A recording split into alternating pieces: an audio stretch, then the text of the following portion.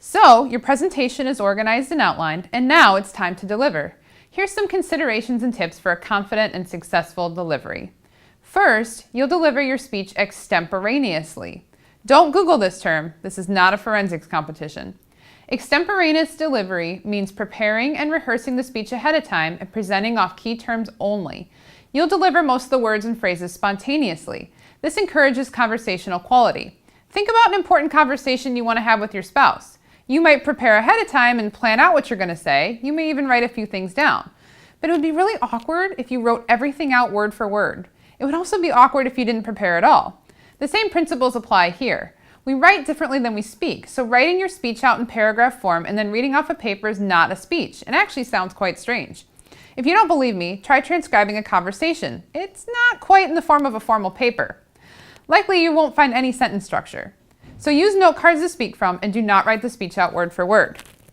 You may be wondering, politicians have speechwriters and they give speeches off a teleprompter, so why shouldn't I?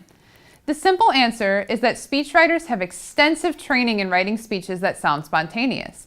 They know how to write to speak. That's not a skill I expect from you in a 100 level class. Next, think about eye contact. It's important to make eye contact with all members of your audience. You don't really want to stare at someone, but making eye contact with everyone will make them feel engaged and want to listen to what you have to say. Next, your vocal qualities communicate a lot more than the words you say. We'll discuss that more in detail during the nonverbal unit.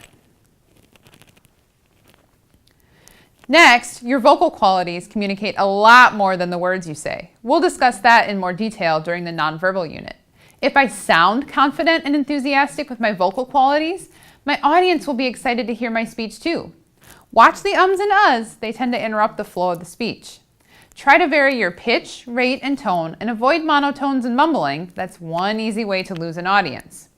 Vary your facial expressions to communicate emotions. For example, if you were doing a sales pitch and wanted someone to buy your product, speaking in a monotone and having a blank expression will not make your customers interested in buying your product. Also, try not to talk too fast. I know I'm guilty of this. This is probably the most common reason students lose points on speeches. We tend to talk fast when we're nervous. Try to take time to pronounce every word. That'll help you slow down. Lastly, pay attention to your gestures and body movements. Use hand gestures for natural and conversational quality. There's no need to go overboard, just do what comes natural. But allow yourself to use your hands to help you speak.